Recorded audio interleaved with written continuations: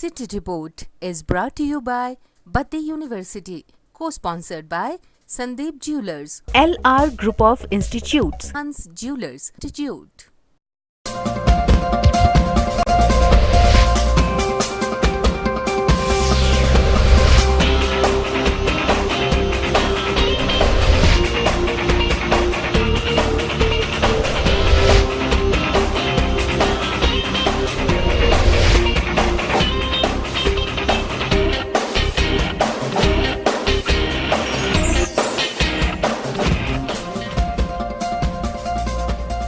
नमस्कार, city channel में आपका स्वागत है। सिटी रिपोर्ट के आज के इस अंक के साथ मैं लक्ष्मी ठाकुर।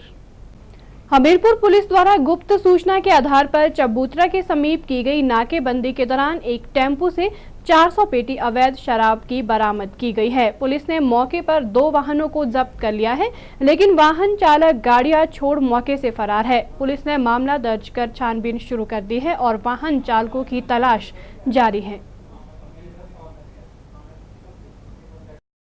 जिला हमीरपुर में नशा व मादक पदार्थों की तस्करी को रोकने के लिए पुलिस विभाग द्वारा विशेष अभियान चलाया जा रहा है, जिसके तहत विभिन्न क्षेत्रों में नाकेबंदी कर वाहनों की चेकिंग की जा रही है। इसी नाकेबंदी के दौरान थाना सुजानपुर के तहत सीआईडी ने शराब की बड़ी खेप पकड़ने में सफलता हासिल की है। गुप्त सूचना के आधार पर की गई इस कार्रवाई में करीब 400 पेटियां अवैध शराब की पकड़ी गई है। प्राप्त जानकारी के अनुसार गुप्त सूचना के आधार पर सीआईडी की टीम ने सब इंस्पेक्टर ओंकार सिंह की अगुवाई में चबूतरा में नाका लगाया था, जिसमें शक के आधार पर एक टेम्पो नंबर HP 538755 और उसके आगे चल रही एक गाड़ी HP 375200 का पीछा किया गया। अपना पीछा होते देख दोनों वाहन चालक गाड़ियां छोड़कर भाग गए। टीम ने जब गाड़ी की तलाशी ली तो टेम्पो में 348 पेटी देसी शराब, लाल किला और 52 पेटियां बियर की पाई गई। पुलिस ने शराब और गाड़ियों को जब्त कर लिया। सीआईडी थाना प्रभारी ओंकार सिंह ने बताया कि पुलिस ने नाके के दौरान टेम्पो से लगभग 400 पेटी अवैध शराब बरामद की है। उन्होंने बताया कि पकड़ी हुई गाड़ियों का संबंध जिला कांगड़ा से और वाहन चालकों की तलाश की जा रही है। सीआईडी इकाई हमीरपुर ने अमरो चौक पर नाका लगाया हुआ था, तो उसी नाके के दौरान एक गाड़ी नंबरी HP 538755 जो टेम्पो ट्रक है, उसको जब रोकने के लिए इशारा किया तो उसके आगे एक गाड़ी और कार HP 375200 उसको स्कॉर्ट कर रही थी और उन्होंने वहाँ से गाड़ी भगा ली। इसके बाद हमें शक हुआ कि इस गाड़ी में कुछ ना कुछ मादक पदार्थ वगैरह हो सकते हैं, तो हमने इस गाड़ी का पीछा किया और एक गांव गौड़ू रनौत के पास गाड़ी को रोका और वहां गाड़ी को चेक किया तो उसमें देसी शराब की 400 पेटी पाई गई, जिसे कब्जा पुलिस में लिया गया और उस पर मुकदमा दर्ज रजिस्टर करवाया गया है और आगे भी ये अभियान जारी रहेगा। गाड़ी जिला कांगड़ा बैनात की है और इसमें 52 पेटी बियर की हैं और 348 पेटीज लाल किला देसी शराब की है। गौरतलब है कि हमीरपुर पुलिस द्वारा हमीरपुर जिला में गत महीने के दौरान अवैध शराब के अलावा लगभग 3 किलो चरस पकड़ने में भी कामयाबी हासिल की थी। वहीं अगर इस अवैध शराब की बात की जाए तो जिला हमीरपुर में अवैध शराब का ये पहला मामला है। सिटी चैनल के लिए हमीरपुर से अरविंदर सिंह की रिपोर्ट। विश्व मादक द्रव्य निषेध दिवस के अवसर पर चंबा में स्कूली छात्रों द्वारा जागरूकता रैली निकाली गई। इस दौरान छात्रों द्वारा लोगों से नशे का सेवन न करने की अपील की गई। वहीं इस मौके पर चंबा अस्पताल के सभागार में नशे के प्रति जागरूकता लाने के लिए जागरूकता कार्यक्रम का भी आयोजन किया गया, जिसमें छात्रों को नशे के दुष्प्रभाव व नशे के प्रयोग से होने वाली बीमारियों के प्रति जागरूक किया गया। देश भर में युवाओं में नशे की दिन प्रतिदिन बढ़ रही आदत से होने वाली बीमारियों के प्रति लोगों में जागरूकता लाने के उद्देश्य से विश्व मादक द्रव्य निषेध दिवस पर पूरे देश भर में जागरूकता कार्यक्रमों का आयोजन किया गया। इस दौरान चंबा के क्षेत्रीय अस्पताल में स्वास्थ्य विभाग द्वारा जागरूकता कार्यक्रम का आयोजन किया गया।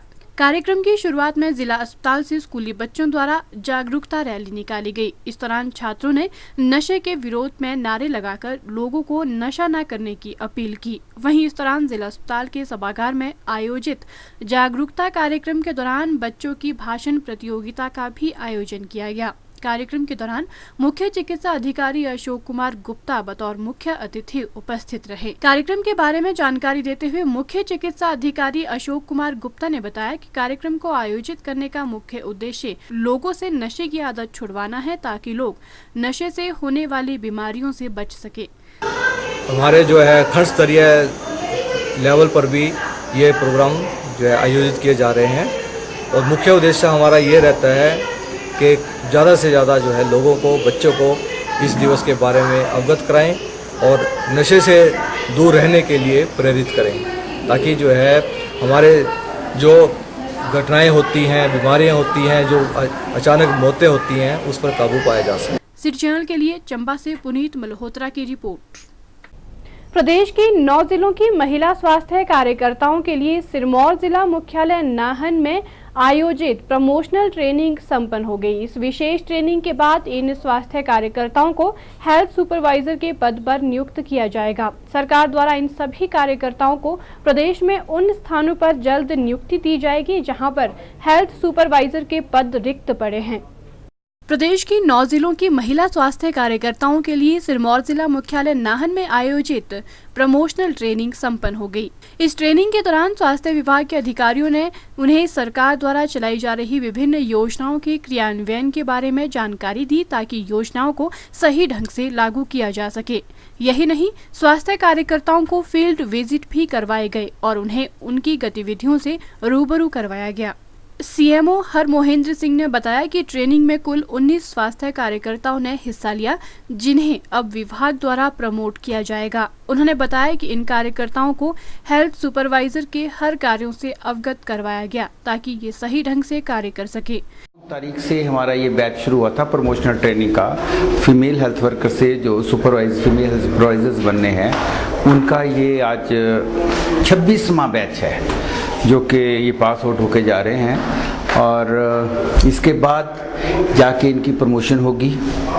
ये अपने अपने ब्लॉक्स को जाके कंट्रोल करेंगे और मेरे को लगता है कि जिस धारणा से ये आए और इन्होंने जम के इसमें मेहनत की, इनको सारे प्रोग्राम्स के बारे में बताया गया, इसको शिक्षित किया गया, तो मेरे को आशा ही नहीं, दृढ़ विश्वास है कि ये जाएंगी और जाके डिपार्टमेंट का नाम ऊंचा करेंगे और इनकी कोऑर्डिनेशन वर्कर्स के साथ और ऊपर ब्लॉक बीएमओज के साथ, सीएमओज के साथ होगी और ये बढ़ चढ़ के इसमें प्रोग्राम्स को कार्यान्वित करने में अपना योगदान देंगे।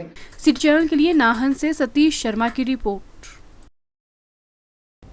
रूसा सिस्टम के खिलाफ अब सभी छात्र संगठन एक मंच पर आ गए हैं। नाहन में छात्र संगठन एसएफआई, एबीवीपी व एनएसयूआई ने मिलकर धरना प्रदर्शन किया। नाहन कॉलेज परिसर में तीनों ही संगठनों के दर्जनों छात्रों ने विश्वविद्यालय प्रशासन के खिलाफ जमकर नारेबाजी की।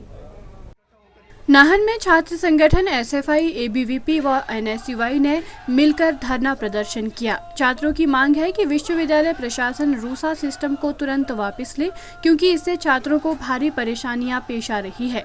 रूसा सिस्टम को बहाल न करने की एवज में छात्रों ने प्रदेश भर में आंदोलन की चेतावनी दी है। छात्र संगठनों का कहना है कि सरकार रूसा सिस्टम को लागू कर रही है, मगर सरकार के पास इसके लिए पर्याप्त सुविधाएं मौजूद नहीं है। ऐसे में रूसा सिस्टम को लागू करना उचित नहीं है। छात्रों का कहना है कि उन्हें अपनी इच्छा के मुताबिक विषय नहीं मिल पा रहे हैं, जिससे वे काफी परेशानी में है। यही नहीं, कई छात्रों को तो दाखिले भी नहीं मिल पा रहे हैं और प्रबंधन का कहना है कि विश्वविद्यालय प्रशासन द्वारा रूसा सिस्टम के तहत हर विषय के लिए सीटें निर्धारित की गई हैं।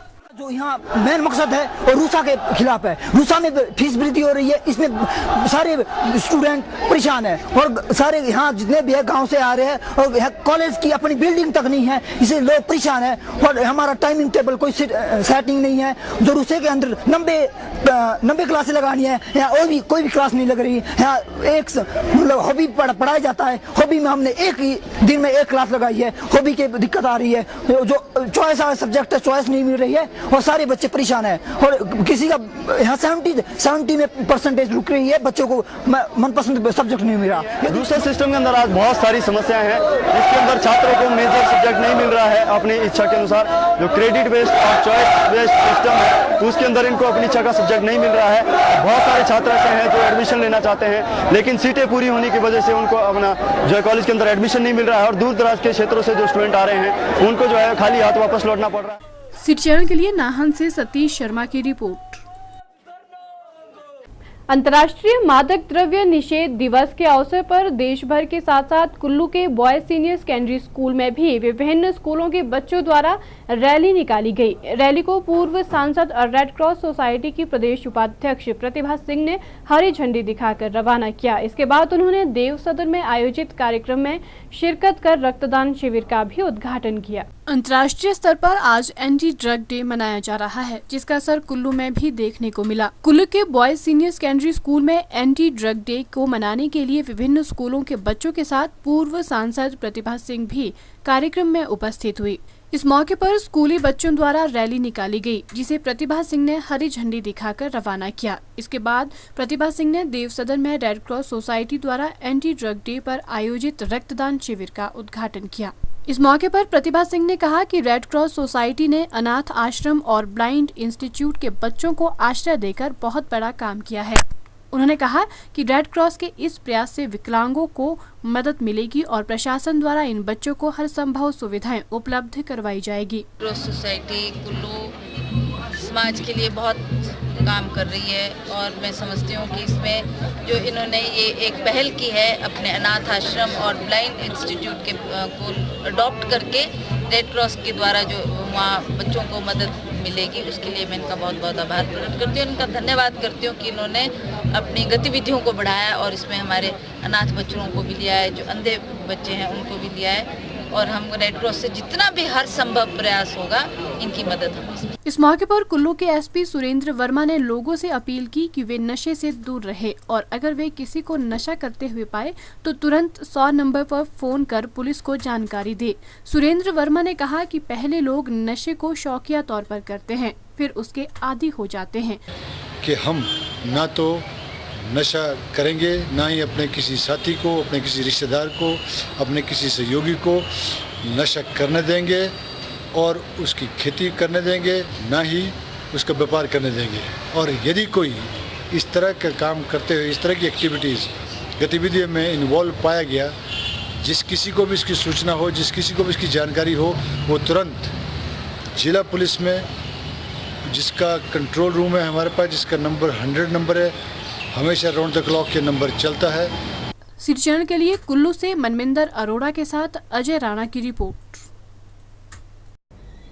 पंजाब के बहुचर्चित ड्रग मामले के तार अब जिला से जुड़ गए हैं। जिला ऊना के गगरेट स्थित एक दवा कंपनी से पंजाब पुलिस ने 10 लाख नशीली दवाई की टैबलेट बरामद की है और उद्योग के एमडी को गिरफ्तार कर मामले की छानबीन शुरू कर दी है। बीते कुछ दिनों से पंजाब में ड्रग तस्करी को लेकर पंजाब सरकार की खूब किरकिरी हुई है, जिसको लेकर पंजाब सरकार ने ड्रग तस्करों पर अपना शिकंजा कसना शुरू कर दिया है। इसी कड़ी में जिला ऊना के गगरेट में स्थित पतली डावर कंपनी में पटियाला के एसपी डिटेक्टिव जसकिरण सिंह के नेतृत्व में दवा उद्योग पर छापेमारी की गई, जिसमें लगभग 10 लाख टेबलेट बरामद हुई, जिनमें सूडोएफेड्रिन केमिकल मिला हुआ था। इससे पहले भी गगरेट ड्रग तस्करी को लेकर सुर्खियों में रह चुका है। गगरेट के उद्योग मालिक CL गावा को पंजाब पुलिस ने कुछ रोज पहले गगरेट से ही गिरफ्तार किया था। उसी कड़ी में इस उद्योग मालिक का नाम पुलिस के सामने उसी ने उगला था, जिसके तहत इस उद्योग पर कार्रवाई की गई। ये हमारे ऑलरेडी एक पर्चा दर्ज हुआ हुआ है NDPS एक्ट का, थाना कोतवाली साउडियन नाबा डिस्ट्रिक्ट पटियाला में। उसमें जो FIR नंबर 69 में हम यहाँ इसके जो फैक्ट्री के सर्च वारंट थे, तो यहाँ का जो मालिक है देवेंद्र शर्मा, उसके अरेस्ट वारंट थे, तो उसको अरेस्ट किया। कोर्ट में पेश करने के बाद उसकी फैक्ट्री के कोर्ट के ऑर्डर से जो सर्च किया, इसमें हमारे यहाँ के जो लोकल इंस्पेक्टर हैं सनी कौशल और हमारे पंजाब के जो ड्रग इंस्पेक्टर हैं वो हैं और हमारी टीम है सारी, वो आके जो सर्च किया, सर्च में जो हमने कुछ जो टैबलेट्स हैं वो 10 लाख के करीब कब्जे में ली हैं। बहरहाल पंजाब पुलिस ने एनडीपीएस एक्ट के तहत मामला दर्ज कर लिया है और फैक्ट्री के मालिक को गिरफ्तार कर लिया है, लेकिन ऐसे में हिमाचल पुलिस और ड्रग कंट्रोल विभाग जरूर सवालों के कटघरे में खड़ा हो गया है कि किस तरह इतना बड़ा ड्रग रैकेट प्रशासन के नाक तले चल रहा था और प्रशासन को किसी बात का पता नहीं था, या फिर प्रशासन सब कुछ मालूम होने के बावजूद आंखें मूंदे सब तमाशा देख रहा था। सिटी चैनल के लिए ऊना से अविनाश विद्रोही की रिपोर्ट। मुख्यमंत्री वीरभद्र सिंह की अध्यक्षता में राज्य स्तरीय एकल खिड़की स्वीकृति एवं अनुश्रवण प्राधिकरण की बैठक आयोजित की गई, जिसमें प्रदेश में औद्योगिक परियोजनाएं स्थापित करने के 6 प्रस्ताव स्वीकृत किए गए। बैठक में उद्योग मंत्री मुकेश अग्निहोत्री के अलावा विभिन्न विभागों के सचिव भी मौजूद रहे। सिंगल विंडो की बैठक में 6 नए उद्योगों को लगाने के लिए मंजूरी दी गई। बैठक में कमेटी के समक्ष 4 पुराने प्रोजेक्टों के विस्तार के प्रस्ताव भी रखे गए। नए उद्योगों में 1668 लोगों को रोजगार मिलेगा। सिंगल विंडो की बैठक की अध्यक्षता करते हुए मुख्यमंत्री वीरभद्र सिंह ने कहा कि हिमाचल में उद्योगों को आकर्षित करने के लिए सरकार ने कई तरह की पहल की है। इसमें उद्योगों को सस्ती बिजली से लेकर 24 घंटे बिजली की सुविधा दी जा रही है। बैठक में उद्योग मंत्री मुकेश अग्निहोत्री सहित विभिन्न विभागों के सचिव भी मौजूद रहे। Bureau report, city channel, Shimla. उत्तर भारत में आजकल प्री मानसून चल रहा है और प्रदेश में भी इसका असर देखने को मिल रहा है। पिछले कुछ दिनों से शिमला सहित प्रदेश भर में भारी बारिश हो रही है, जिससे तापमान में भी हल्की गिरावट आई है। मौसम विभाग के अनुसार इस बार प्रदेश में सामान्य से कम बारिश होने की संभावना है। प्रदेश में प्री मानसून दस्तक दे चुका है और पिछले कुछ दिनों से प्रदेश में रुक रुक कर वर्षा हो रही है। राजधानी शिमला की अगर बात करें तो बारिश का सिलसिला शुरू हो चुका है और प्रतिदिन झमाझम बारिश हो रही है। बारिश की वजह से तापमान में भी हल्की गिरावट दर्ज की गई है, जिससे यहां आने वाले पर्यटकों के साथ साथ स्थानीय लोगों ने भी राहत की सांस ली है। वीरवार को भी दिन भर गहरे बादल छाए रहे और रुक रुक कर बारिश भी हुई।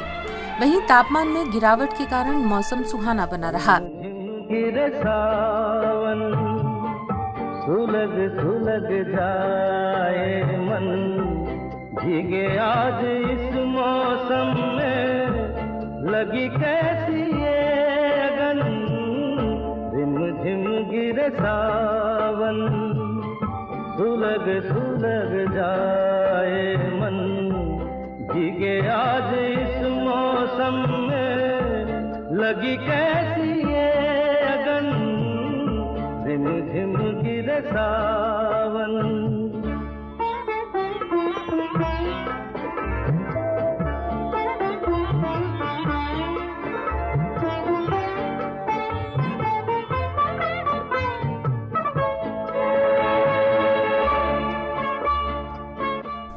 सिटी चैनल से बात करते हुए मौसम विभाग के निदेशक मनमोहन सिंह ने बताया कि प्रदेश में इस समय प्री मानसून चल रहा है और आने वाले दिनों में लगातार बारिश जारी रहेगी।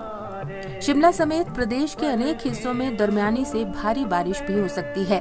उन्होंने बताया कि इस बार उत्तर भारत में सामान्य से कुछ कम वर्षा होने की संभावना है। अभी जो हिमाचल प्रदेश में बारिश हो रही है, ये प्री मानसून बारिश है। प्री मानसून शावर चल रहे हैं शिमला में भी और शिमला के आसपास के इलाकों में, और पूरे हिमाचल प्रदेश में कुछ एक इलाकों में जो बारिश जो लगातार हो रही है, जो कि प्री मानसून शावर है, और ये आने वाले दिनों में लगातार जारी रह सकते हैं। और आने वाले दिनों में लाइट टू मॉडरेट रेन जो है वो कुछ एक स्थानों में लगातार जारी रहेगी। और जो रेन की एक्टिविटी है वो लगता है कि दो तीन दिन के बाद मीन्स 30 तारीख से जो है वो बारिश की जो एक्टिविटी है वो बढ़ सकती है। और जो मानसून है वो भी उम्मीद है कि जो फर्स्ट वीक के आसपास जो हिमाचल प्रदेश में प्रवेश कर सकता है। अभी जैसे कि जो मानसून का जो मेन सीजन रहता है, ये 1 जून से लेकर 30 सितंबर तक जो सीजन है, ये मानसून सीजन रहता है। और इस बार जो लॉन्ग रेंज फोरकास्ट जो इशू गई थी, जो सेकंड स्टेप फोरकास्ट इशू गई थी, उसमें ये था कि जो नॉर्थ वेस्ट इंडिया है, उत्तर भारत जो है, उसमें 15% जो बारिश है वो कम हो सकती है। और उसी में जो हिमाचल प्रदेश भी आता है, जिससे ये उम्मीद लगाई जा सकती है कि जो हिमाचल में भी थोड़ी सामान्य से कम बारिश हो सकती है। अभी तक जो बारिश हुई है हिमाचल प्रदेश में, ये सामान्य से लगभग 30% कम चल रही है। 1 जून से जो अब तक बारिश है वो 30% कम है, लेकिन आने वाले दिनों में लगता है कि जो जैसे बारिश की एक्टिविटी बढ़ रही है ये बारिश बढ़ सकती है। हिमाचल प्रदेश में जो बारिश है इसका मानसून सीजन में भी जो वेस्टर्न डिस्टर्बेंस आती है उससे भी हिमाचल प्रदेश को काफ़ी फ़ायदा मिलता है, जिससे जो बारिश है वो लगातार होती रहती है। सिटी चैनल के लिए शिमला से राजेंद्र काली के साथ सीमा आरजू की रिपोर्ट। हिमाचल पथ परिवहन निगम द्वारा शिमला शहर में चलाई जा रही टैक्सियों के लिए आज ट्रैफिक पुलिस ने कुछ सख्त दिशा निर्देश दिए हैं, जिसमें सुनिश्चित किया गया है कि इन टैक्सियों में बुजुर्गों, महिलाओं व बच्चों को बिठाने में चालक उनकी मदद करेंगे। लिखित रूप में ये दिशा निर्देश टैक्सियों पर लगाए गए हैं और किसी भी शिकायत के होने पर यात्री इन पर लिखे फोन नंबरों पर शिकायत कर सकते हैं। हिमाचल पथ परिवहन निगम द्वारा विशेष श्रेणी यात्रियों के लिए चलाई जा रही टैक्सियों के लिए शिमला ट्रैफिक पुलिस द्वारा कुछ दिशा निर्देश जारी किए गए हैं और टैक्सी चालकों को इनका सख्ती से पालन करने की हिदायत दी जा रही है। इसी के मद्देनजर सीटीओ पर ये दिशा निर्देश विभिन्न क्षेत्रों से आने वाली टैक्सियों पर लगाए गए। सिटी चैनल से बात करते हुए डीएसपी ट्रैफिक दिनेश शर्मा ने बताया कि टैक्सी चालकों के खिलाफ यात्रियों, खासकर वरिष्ठ नागरिकों की काफी शिकायतें आ रही थीं, लेकिन अब सभी टैक्सियों के लिए लिखित रूप से दिशा निर्देश जारी किए गए हैं और हर टैक्सी में लगाए जा रहे हैं और इन पर फोन नंबर भी मौजूद है, जिस पर टैक्सी में आने वाली असुविधा के लिए शिकायत की जा सकती है। उन्होंने कहा कि निगम द्वारा ये टैक्सियां वरिष्ठ नागरिकों, बच्चों और महिलाओं के लिए विशेष रूप से लगाई गई हैं और टैक्सी चालकों को दिशा निर्देश दिए गए हैं कि उन्हें बिठाने में वे उनकी मदद करें। इसके रिगार्डिंग शिमला पुलिस ने कुछ इंस्ट्रक्शन इशू की है इनके लिए भी क्या होना चाहिए क्या नहीं, और बहुत सारी कंप्लेंट हमें भी मिल रही है। इसके रिगार्डिंग हमने कुछ इंस्ट्रक्शन प्रिंट की है और हम HRTC टैक्सी के अंदर डिस्प्ले कराएंगे कंपल्सरी। अगर वायलेशन हो रही है, जैसे आप बोल रहे हैं कुछ लोगों को ये नहीं है पता कहाँ कंप्लेंट करनी है, तो हम अपना जो कॉन्टैक्ट नंबर है वो HRTC टैक्सी के अंदर कंपल्सरी कर देंगे। कोई भी शिकायत अगर होती है तो हमारे को कॉन्टैक्ट करें, उनके खिलाफ कानूनी कार्रवाई की जाएगी। सिस्टम के रिगार्डिंग भी उसी में इंस्ट्रक्शन एक है भैया, ना स्टीरियो चलाएंगे ना ही मोबाइल फ़ोन यूज करेंगे, कुछ भी नहीं ऐसा करेंगे जिससे किसी को कोई नुकसान हो सकता है या चोट लग सकती है। वो इंस्ट्रक्शन के अंदर ही है, जैसे पहले सीनियर सिटीजन को बिठाना और लेडीज़ बच्चे को बिठाना और बिठाने में उनकी हेल्प करना, और जो ड्राइवर है वो अपना जो कंडक्ट है वो सभ्य रखे, ऐसे नहीं है भी मिसबिहेव कर रहे। सीनियर सिटीजन से बात कैसे करनी है वो प्यार से करें। अगर कोई भी कंप्लेंट इस रिगार्डिंग हमारे को मिलती है उनके खिलाफ हम कानूनी कार्रवाई करेंगे। इस रिगार्डिंग हम आज से ही हर टैक्सी के अंदर कुछ इंस्ट्रक्शन पेस्ट करेंगे। किसी को कोई भी कंप्लेंट अगर करनी है तो उसी में हमारे नंबर हो गया, हमारे को डायरेक्ट कंप्लेंट कर सकते हैं। गौरतलब है कि जिन विशेष श्रेणी यात्रियों के लिए ये टैक्सियां लगाई गई हैं, वे ज्यादातर इस सुविधा से वंचित ही रहते आए हैं। वहीं चालक भी इस मामले में चुप्पी साधे रहते हैं और बुजुर्गों की कोई मदद नहीं कर पाते। अब देखना ये होगा कि ट्रैफिक पुलिस के इस कदम का और इन दिशा निर्देशों का सख्ती से पालन हो पाएगा या नहीं। सिटी चैनल के लिए शिमला से राजेंद्र काली के साथ सीमा आरजू की रिपोर्ट। युवाओं को नशीले पदार्थों से दूर रखने के लिए अभिभावक व अध्यापक वर्ग को अपने दायित्व के प्रति जागरूक रहना चाहिए। उन्हें स्वयं भी नशे से दूर रहना चाहिए। ऐसा करने से हम समाज में बढ़ रही नशाखोरी की प्रवृत्ति को रोकने में अपनी भागीदारी सुनिश्चित कर पाएंगे। ये बात अतिरिक्त जिला दंडाधिकारी डी.के. रत्न ने स्कूली छात्र छात्राओं को जिला स्तरीय अंतर्राष्ट्रीय मादक द्रव्य निषेध दिवस के अवसर पर आयोजित कार्यक्रम के दौरान दी।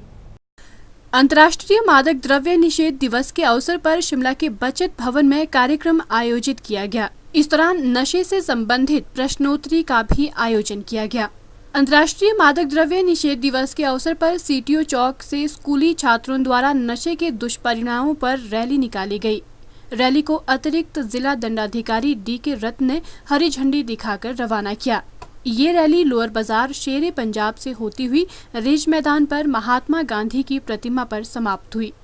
इस मौके पर अतिरिक्त जिला दंडाधिकारी डी.के. रत्न ने कहा कि युवाओं को नशीले पदार्थों से दूर रहने के लिए अभिभावक और अध्यापक वर्ग को अपने दायित्व के प्रति जागरूक रहना चाहिए। उन्हें स्वयं भी नशे से दूर रहना चाहिए। ऐसा करने से समाज में बढ़ रही नशाखोरी की प्रवृत्ति को रोकने में अपनी भागीदारी सुनिश्चित कर पाएंगे।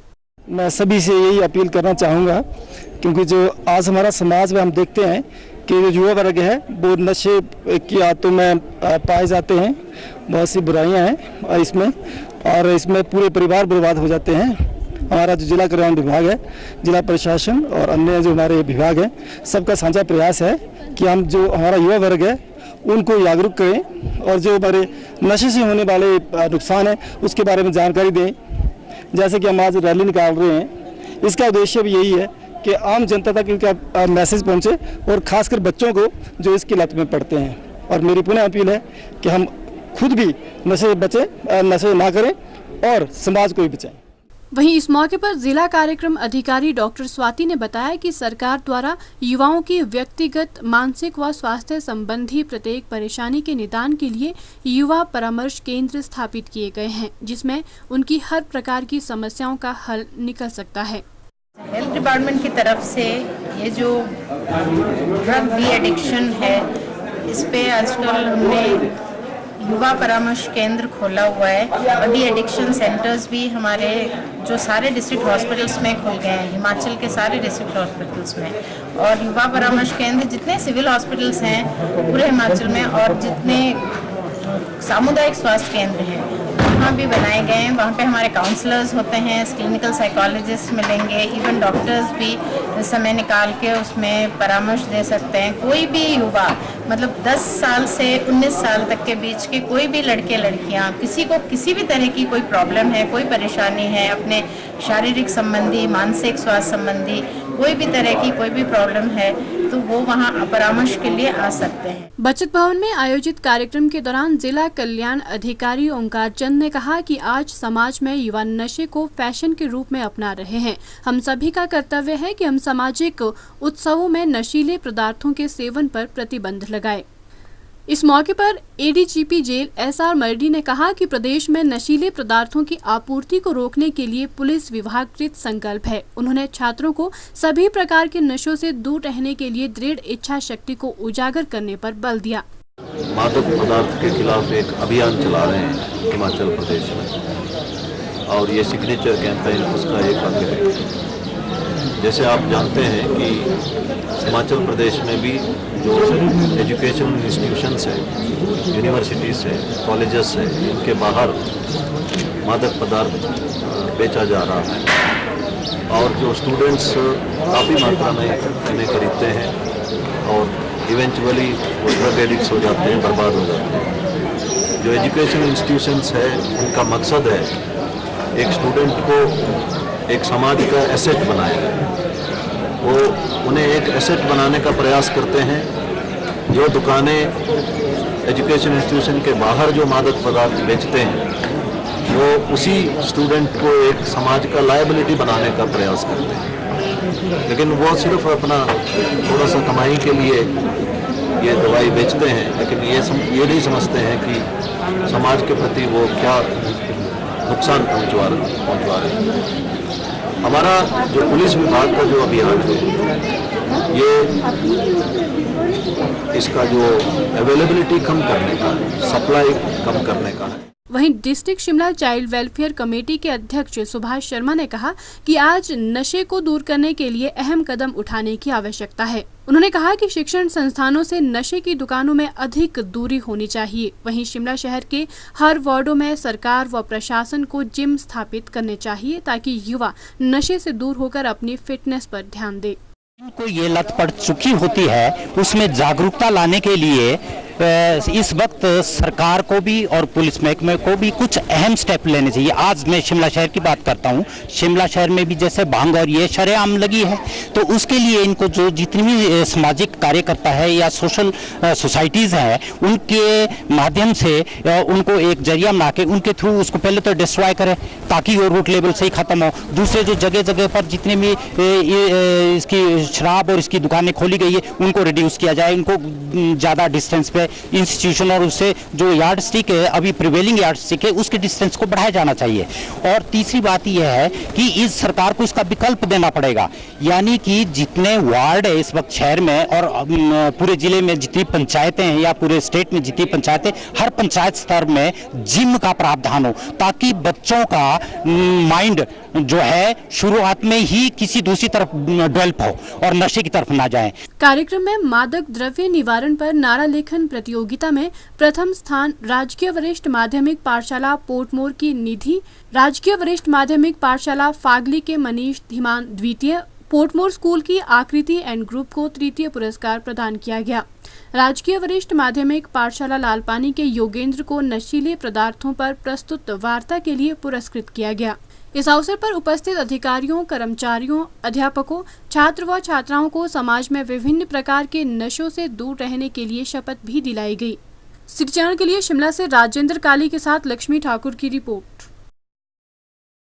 भारतीय जनता पार्टी शिमला मंडल ने 1975 में पूर्व प्रधानमंत्री इंदिरा गांधी द्वारा आधी रात को जो आपातकाल लगाया गया था, उसके विरोध में जिलाधीश कार्यालय के समीप भाजपा कार्यकर्ताओं ने मुंह पर काली पट्टियां बांधकर धरना प्रदर्शन किया। 1975 में पूर्व प्रधानमंत्री इंदिरा गांधी द्वारा आधी रात को जो आपातकाल लगाया गया था, उसके विरोध में जिलाधीश कार्यालय के बाहर भाजपा कार्यकर्ताओं ने मुंह पर काली पट्टियां बांधकर धरना प्रदर्शन किया।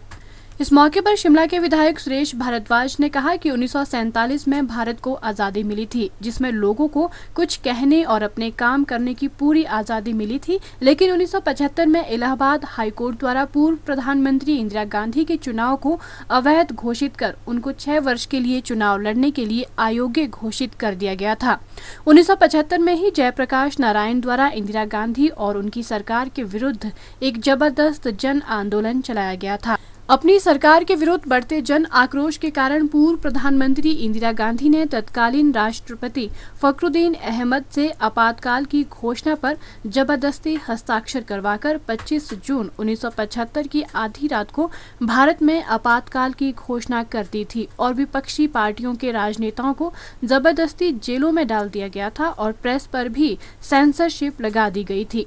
और तब से लेकर आज तक भारतीय जनता पार्टी 25 जून 1975 के दिन लगाए गए आपातकाल को एक काले दिन के रूप में याद करती है। 1975 में देश में जब छात्रों और युवाओं का भ्रष्टाचार विरोधी आंदोलन सारे देश भर में चला, जयप्रकाश नारायण जी के नेतृत्व में, और श्रीमती इंदिरा गांधी का अपना जो चुनाव था रायबरेली से, वो इलाहाबाद हाईकोर्ट द्वारा जो है वो डिस्क्वालीफाई कर दिया गया उनको 6 वर्षों के लिए। गुजरात में चुनाव हुए थे और उस समय वहाँ कांग्रेस की हार हुई थी और जनता मोर्चा की सरकार बनी थी।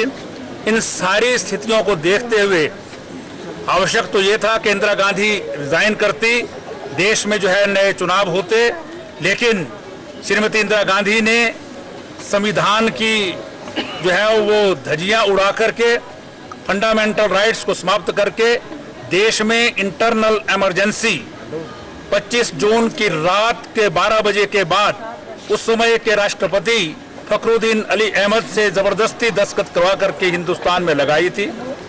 और रात को ही, जिसे उस वक्त जो है मिडनाइट नॉक कहा जाता था, देश के सारे बड़े बड़े नेता जितने भी पार्टियों के थे उन सबको जो है जेल के सीटों के पीछे बंद कर दिया गया, मीसा के अंतर्गत बंद किया गया था।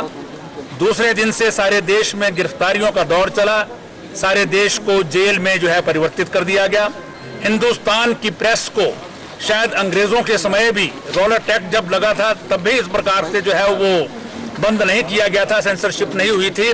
जिस प्रकार से 26 जून के 1975 के बाद श्रीमती इंदिरा गांधी द्वारा इंटरनल इमरजेंसी लगाने के बाद जो है वो सेंसरशिप लगा दी गई थी और कोई भी खबर उस समय की सरकार के विरोध में, श्रीमती इंदिरा गांधी के विरोध में जो है वो हिंदुस्तान में नहीं आ सकती थी।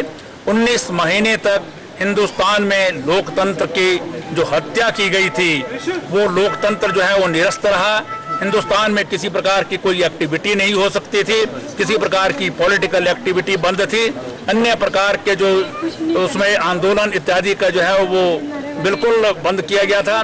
देश में सत्याग्रह चला, लोगों को जो है वो बिना किसी कारण के गिरफ्तार किया जाता था, उसके विरोध में जो है वो भारतीय जनता पार्टी के द्वारा आज जो है वो इस धरने का जो है प्रदर्शन की जो है यहाँ पर आज आयोजन किया गया है। सिटी चैनल के लिए शिमला से राजेंद्र काली के साथ लक्ष्मी ठाकुर की रिपोर्ट। रामपुर में खनन नियमों का सरेआम उल्लंघन हो रहा है। खनन माफियाओं द्वारा 50-50 फीट तक जमीन को खोदकर रेत की खानें बनाई जा रही है।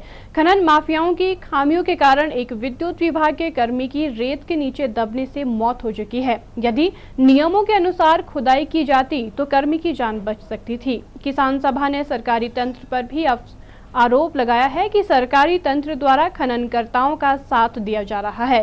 खननकर्ता बिना रॉयल्टी दिए मनमाने दामों पर रेत बेच रहे हैं। किसान सभा ने सरकार और प्रशासन से खनन माफियाओं पर लगाम लगाने की मांग की है। रामपुर के साथ लगते क्षेत्र दत्तनगर और आसपास अवैध रूप से रेत निकालने का काम जोरों पर है। खननकर्ता बड़ी बड़ी मशीनें लगाकर 50 से 80 फीट तक खुदाई कर रहे हैं। इसी कारण विद्युत विभाग में कार्यरत रमेश कुमार की रेत खान में दबने से मौत हुई। अगर नियम के अनुसार खुदाई होती तो रमेश दबने से बच जाता। किसान सभा का आरोप है कि रेत खाने अवैध रूप से सरकारी और संबंधित विभाग के संरक्षण से चल रही है। खननकर्ता रॉयल्टी के रूप में लाखों का चूना लगा रहे हैं। ना तो सरकार को और ना ही पंचायत को रॉयल्टी दी जा रही है। इतना ही नहीं, रेत आम लोगों को महंगे दामों पर बेचा जा रहा है। लोगों ने ऐसे रेत खानों के खिलाफ कार्यवाही की मांग की है। किसान सभा ने संबंधित विभागों के खिलाफ भी कदम उठाने की मांग की है। जो नियमों के जो दरकिनार करते हुए वहाँ पे जो घटना घटी है, जो इसका जो हम जो है क्या बोलते हैं उसका विरोध करते हैं। जो इस तरह की जो घटनाएं हैं, जो सरकार और प्रशासन को भी इसके ऊपर जो है जो इस तरह के जो अवैध खनन हो रहा है, सरकार और विभाग को भी जिसमें जो है जो सख्त कानून कदम उठाने की ज़रूरत है, ताकि जो इस तरह की जो आने वाले समय में जो है वो जो घटनाएं ना घटें। जो गाँव के अंदर जो लोग जो मकान बना रहे हैं उनको भी जो रेत जो है आज के समय में महंगा मिल रहा है। और दूसरा जो है और वहाँ पे जो जिसकी जो क्या बोलते जो वहाँ पे जो रेत की जो खान है वो भी जो सरकार को ना तो रॉयल्टी दे रहे और ना दूसरा जो है उनके बाद जो लाइसेंस होने चाहिए उसके ऊपर जो सरकार और प्रशासन जो है कोई वो जो है उनके जो होना चाहिए उसके ऊपर जो कानूनी कार्रवाई नहीं करे। है कि जो सरकार का माइनिंग के नॉर्म्स है उसका तो इसमें खुला उल्लंघना हो रही है रामपुर में। अब परसों का जो इंसिडेंट है जिसमें एक आदमी की मृत्यु हो गई है और रेत के नीचे दबने से, पहली बात तो ये है कि जो रेत की माइनिंग है अगर वो प्राइवेट भी है कि तो उसको लाइसेंस मिला है उनको या नहीं मिला है, जो रॉयल्टी देनी है पंचायत को और सरकार को जो जानी है वो नहीं दे रहे हैं, सिर्फ अपना मुनाफा कमा रहे हैं। तो जो उसके नॉर्म्स के वायलेशंस है उसमें सरकार को कदम उठाना है, एडमिनिस्ट्रेशन कदम उठाने की ज़रूरत है। जैसे एक 50-50 60-60 फुट नीचे गहरा उसमें खोद दिया गया है और वो नेचुरली उसमें इंसिडेंट होने हैं, जिसमें 2-3 केस ऐसे आए हैं दत्तनगर में, निरसू में, जहाँ पर मृत्यु हुई है। तो इसका हम कड़ा विरोध करते हैं। सिटी चैनल के लिए रामपुर से विशेष नेगी की रिपोर्ट। केंद्र की एनडीए सरकार द्वारा अपने 1 महीने के कार्यकाल में रेल किराए और माल भाड़े में की गई बढ़ोतरी के खिलाफ मार्क्सवादी कम्युनिस्ट पार्टी की राज्य कमेटी ने विरोध प्रदर्शन किया। सीपीआईएम कार्यकर्ताओं ने राजधानी शिमला में उपायुक्त कार्यालय के बाहर महंगाई के विरोध में धरना दिया और देश की जनता को उदारवाद के खिलाफ संगठित होने का आह्वान किया। अच्छे दिन आने वाले हैं के नारे पर केंद्र की सत्ता पर काबिज हुई एनडीए सरकार को 1 महीने के भीतर ही विरोध प्रदर्शनों का सामना करना पड़ रहा है। खासतौर पर रेल किराए और माल भाड़े में की गई बढ़ोतरी के खिलाफ पूरे देश में प्रदर्शन हो रहे हैं। शिमला में उपायुक्त कार्यालय के बाहर मार्क्सवादी कम्युनिस्ट पार्टी की राज्य कमेटी ने महंगाई के खिलाफ धरना प्रदर्शन किया और केंद्र सरकार के विरोध में जमकर नारेबाजी की। धरने प्रदर्शन का नेतृत्व कर रहे सीपीआईएम के वरिष्ठ नेता व पूर्व विधायक राकेश सिंघा ने रेल किराए में की गई बढ़ोतरी पर केंद्र की एनडीए सरकार को आड़े हाथ लेते हुए कहा कि पूर्व की यूपीए सरकार और वर्तमान एनडीए सरकार दोनों के विकास के रास्तों में कोई अंतर नहीं है और ये जनता पर सारा बोझ डालना चाहती हैं। उन्होंने कहा कि केंद्र सरकार की ओर से ये महंगाई की शुरुआत मात्र है और आने वाले दिनों में देश की जनता पर महंगाई की और अधिक मार पड़ेगी। 14% वृद्धि रेल किराए में की है और 6.5% की वृद्धि उसके भाड़े में की गई है। हम समझते हैं जब ये सेशन चलना है, आप जो भी करना चाहते हैं आप उसको पार्लियामेंट के सामने लाएं और वहाँ पर चर्चा के बाद वो जो होना है वो होना चाहिए। लेकिन ये सरकार बहुत तेजी से आगे बढ़ना चाहती है और हमारी पार्टी आज जनता को ये सचेत करना चाहती है। ये अभी शुरुआत है और आने वाले दिनों में ये आक्रमण आपके राशन पर होने वाला है। आपका आक्रमण जो रोजमर्रा की जो जरूरत है उन पर होने वाला है। सिटी चैनल के लिए शिमला से विक्रम कुमार के साथ राकेश शर्मा की रिपोर्ट। नवेदिता नर्सिंग कॉलेज में वार्डन द्वारा 2 छात्राओं पर गर्म दाल फेंके जाने के मामले को लेकर एसएफआई कार्यकर्ता उग्र हो गए हैं। वीरवार को एसएफआई कार्यकर्ता आईजीएमसी के अतिरिक्त निदेशक नरेश कुमार लट से मिले और वार्डन के खिलाफ एफआईआर दर्ज करवाने की मांग की। एसएफआई कार्यकर्ताओं ने इस घटना को शर्मनाक बताया। गत 24 जून को शिमला के आईजीएमसी के नवेदिता नर्सिंग कॉलेज में वार्डन द्वारा 2 छात्राओं पर दाल फेंके जाने के मामले को लेकर एसएफआई कार्यकर्ता वीरवार को आईजीएमसी में अतिरिक्त निदेशक नरेश कुमार लट से मिले और इस मामले में उचित कार्रवाई की मांग की। एसएफआई कार्यकर्ताओं ने कहा कि नर्सिंग कॉलेज में वार्डन द्वारा 2 छात्राओं पर गर्म दाल फेंकी गई, जो बहुत ही शर्मनाक घटना है। उन्होंने कहा कि अतिरिक्त निदेशक से मिलकर उन्होंने वार्डन के खिलाफ एफआईआर दर्ज करने की मांग की है। हम आज एसएफआई की तरफ एसएफआई और डीवाईएफआई के एक डेलीगेशन हमारा एडिशनल डायरेक्टर साहब से यहाँ मिला है। इस बात को लेकर मिला है जो पिछले 2 दिन पहले यहाँ घटना घटी इस कॉलेज के अंदर आईजीएमसी के अंदर हुई है। इस बात को लेकर हम एडिशनल डायरेक्टर साहब से मिले हैं कि इस तरीके की घटना जो आज आईजीएमसी के अंदर नहीं पूरे प्रदेश के अंदर इस तरीके की घटनाएं आज हो रही है। और इसके साथ साथ हमारा ये मुद्दा था कि जब ये घटना घटित हुई है उसके बाद वार्डन पे कोई भी एफआईआर आज तक दर्ज नहीं हुई है। हम अपील करते हैं कि एफआईआर इसके अंदर दर्ज हो। वहीं अतिरिक्त निदेशक नरेश कुमार लठ ने इस मामले को दुर्भाग्यपूर्ण बताया और कहा कि अस्पताल प्रशासन द्वारा कमेटी का गठन कर उचित कार्रवाई की गई है। उन्होंने कहा कि वार्डन को हटाया गया है। एक कमेटी बनाई जिसमें officiating principal doctor KP Chaudhary और माई सेल्फ एडिशनल डायरेक्टर और Ramesh Chand ji senior medical superintendent जो है, कमेटी ने सभी स्टूडेंट्स के साथ बैठक की। उनकी ये जॉब सिक्योरिटी के बारे में डिमांड थी, उसको हमने सरकार को भेज दिए है। स्टाइपेंड की बात थी, वो भी हमने गवर्नमेंट को भेज दिया है। वैक्सीनेशन और मेडिकल जो भी स्टूडेंट है, ये गवर्नमेंट की नीति है कि जो भी यहाँ का एमबीबीएस का स्टूडेंट है, जहाँ का कोई नर्सिंग कॉलेज के स्टूडेंट्स हैं, उनको वैक्सीनेशन, इम्यूनाइजेशन और जब 4 साल ख़त्म होंगे उनकी स्क्रीनिंग टोटल कि मेडिकली दे आर फिट और नॉट, वो भी ये फ्री हिमाचल सरकार ने किया है, तो उसकी भी फैसिलिटी उनको प्रोवाइड की है।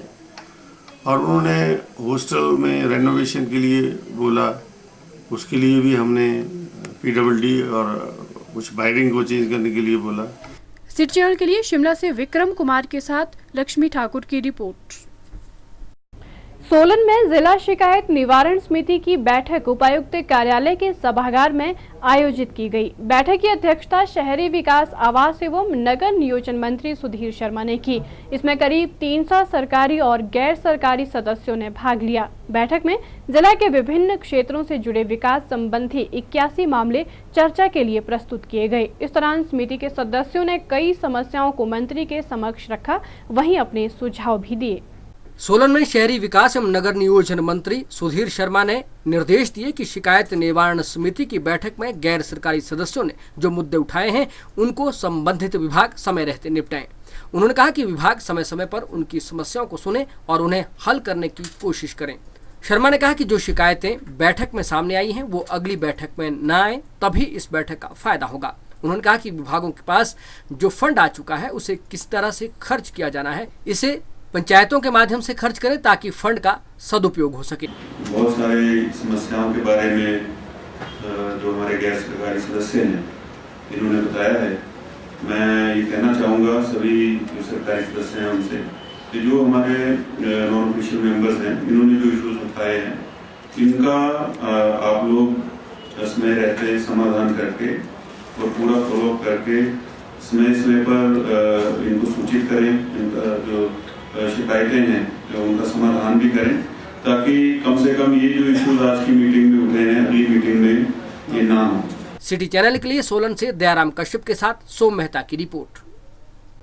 मुख्य सचिव पी मित्रा ने कहा कि वार्षिक ऋण योजना 2013-14 के अंतर्गत वार्षिक वित्तीय प्रतिबद्धता के तहत निर्धारित ऋण वितरण के लक्ष्य को 12,583 करोड़ रुपए के ऋण को देकर 109% के साथ पार कर लिया गया है। इस प्रकार मार्च 2014 में एक वर्ष के आधार पर बैंक ऋण के वितरण में 42% की वृद्धि हुई है।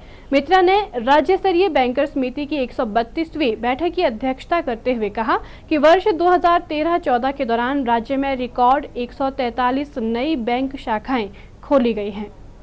प्रदेश के मुख्य सचिव पी मित्रा ने शिमला में राज्य स्तरीय बैंकर समिति की 132वीं बैठक की अध्यक्षता करते हुए कहा कि वर्ष 2013-14 के दौरान राज्य में रिकॉर्ड 143 नई बैंक शाखाएं खोली गई। उन्होंने बैंकों को राज्य में विभिन्न क्षेत्रों में उनकी उपलब्धियों के लिए बधाई दी। पी मित्रा ने कहा कि वर्ष 2012-13 के 23,825 करोड़ 55 लाख रुपए की तुलना में गत वित्त वर्ष में बैंकों द्वारा 27,327 करोड़ 65 लाख रुपए अग्रिम ऋण के रूप में दिए गए। उन्होंने कहा कि वर्ष 2013-14 में प्रदेश में ऋण जमा अनुपात 60.31% है, जबकि राष्ट्रीय स्तर पर ये 60% है। प्राथमिक क्षेत्रों में अग्रिम दर 40% की तुलना में 72.78% है, जबकि कृषि क्षेत्र में राष्ट्रीय स्तर पर 18% की तुलना में कृषि अग्रिम ऋण 22.17% है। उन्होंने कहा कि कमजोर वर्गों के अग्रिम 20.33% है, जबकि राष्ट्रीय स्तर पर ये 10% है। उन्होंने पहाड़ी प्रदेश की कठिन भौगोलिक परिस्थितियों को मद्देनजर मोबाइल बैंकिंग की संभावनाओं को तलाशने पर भी बल दिया। पी मित्रा ने बैंकों को हर संभव सहायता उपलब्ध करवाने का आश्वासन दिया।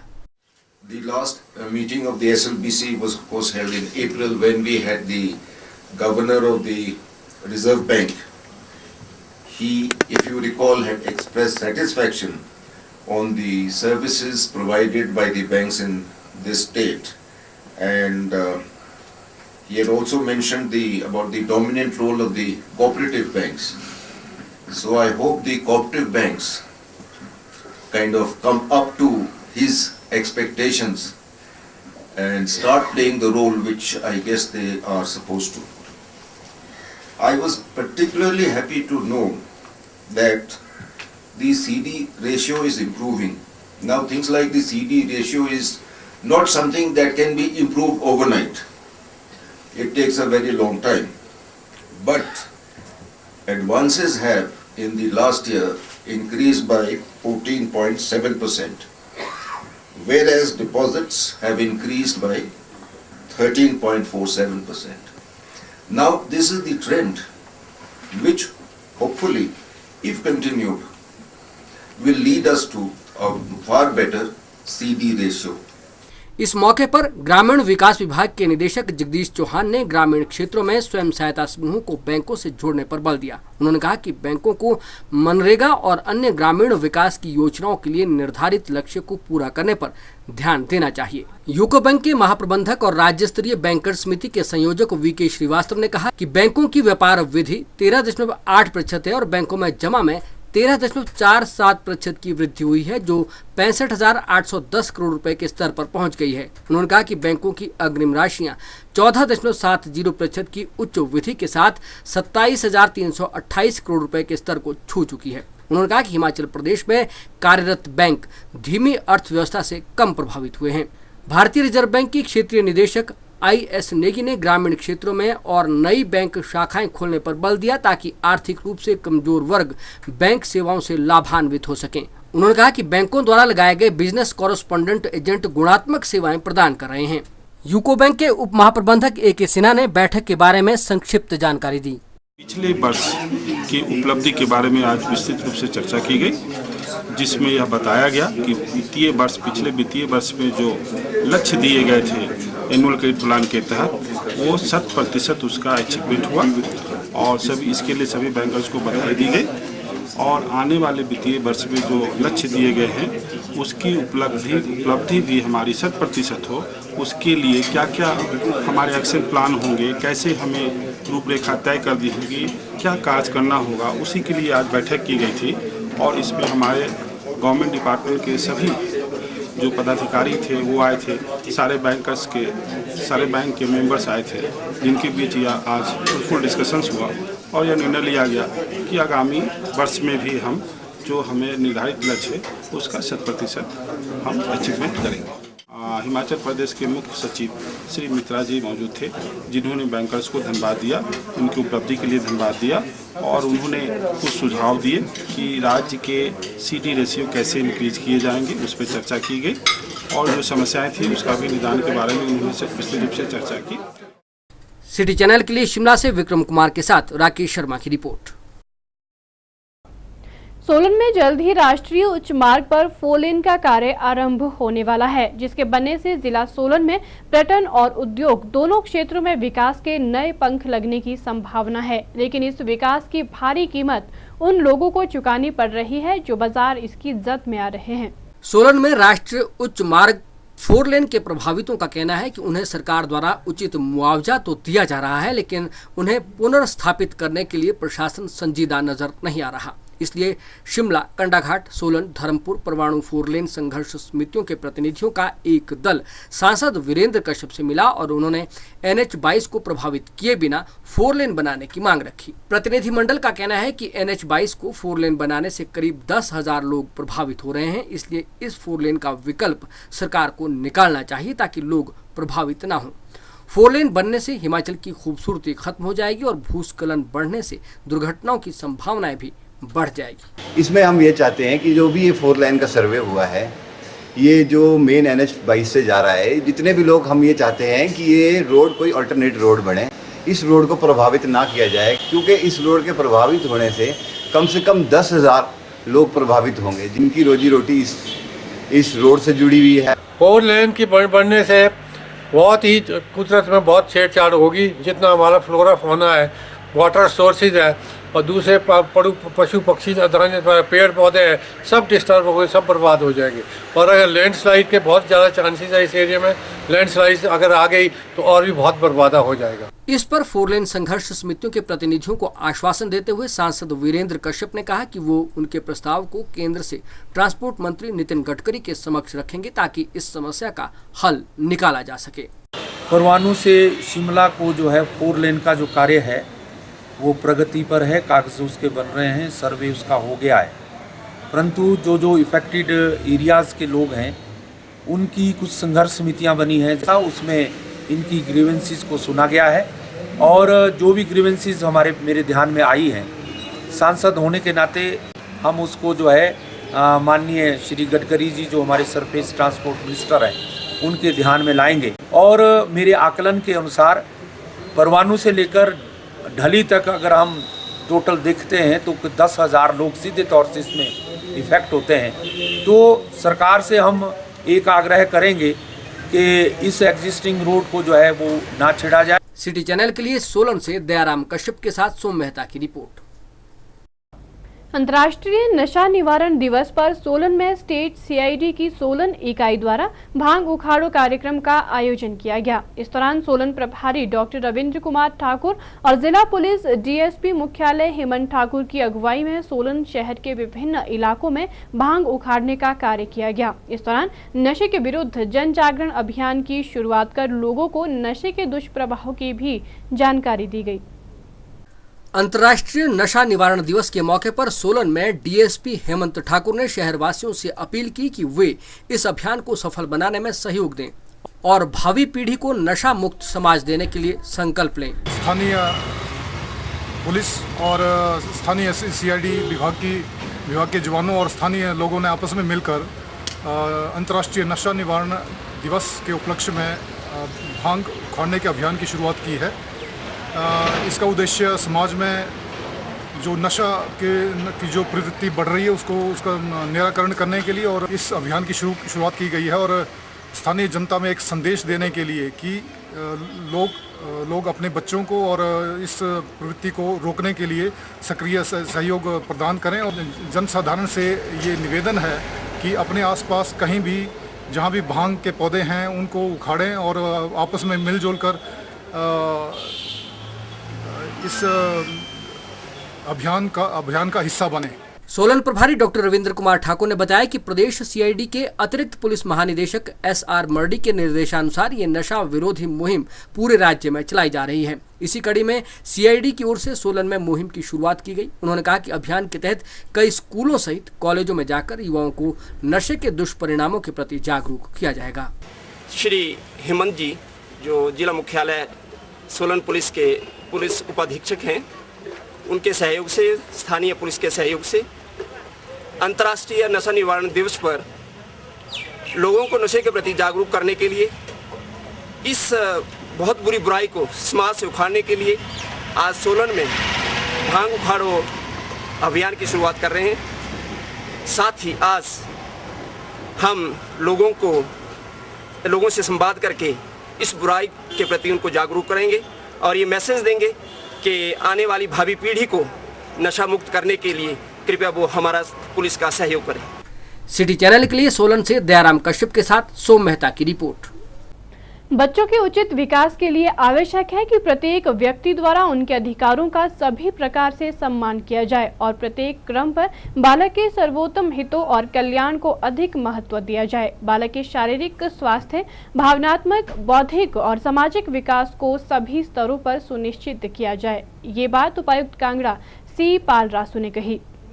कांगड़ा के जिला उपायुक्त सी पालरासु ने राष्ट्रीय जन सहयोग एवं बाल विकास संस्थान लखनऊ के संयुक्त तत्वावधान में डीआरडीए हॉल धर्मशाला में 2 दिवसीय किशोर न्यास अधिनियम 2000 और बच्चों का यौन उत्पीड़न निरोधक अधिनियम 2012 के प्रावधानों की कार्यशाला के शुभारंभ अवसर पर कहा कि बच्चे देश का भविष्य है और उन्हें नशे और अपराधों से बचाकर देश की प्रगति के लिए प्रेरित करने की आवश्यकता है। समाज में बच्चों के यौन शोषण की बढ़ती घटनाओं पर ध्यान केंद्रित करवाते हुए उन्होंने कहा कि कानून की सही जानकारी न होने के कारण इस अधिनियम के कार्यान्वयन में अनेकों कठिनाइयों का सामना करना पड़ता है। जागरूकता व इस अधिनियम की जानकारी से एक ओर जहां बच्चों को यौन शोषण से मुक्ति की राहें खुलेगी, वहीं अपराधियों को कड़ी से कड़ी सजा दिलाने में ये कार्यशाला सहायक सिद्ध होगी। Public cooperation and child development regional centre Lucknow के द्वारा आज से एक कार्यशाला धर्मशाला में आरंभ हुआ।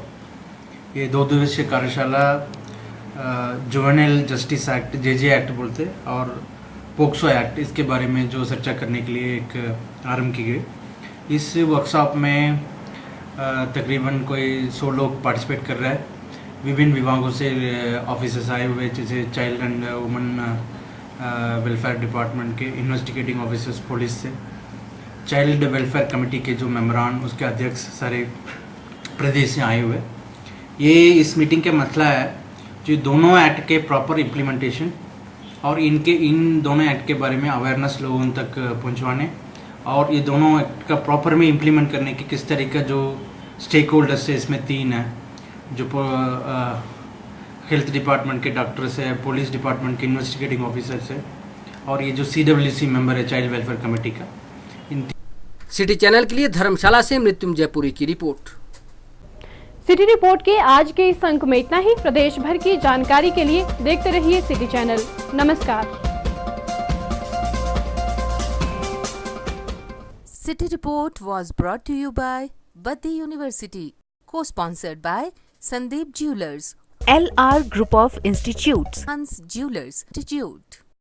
City Report was brought to you by Badi University, co-sponsored by Sandeep Jewelers, LR Group of Institutes, Hans Jewelers Institute.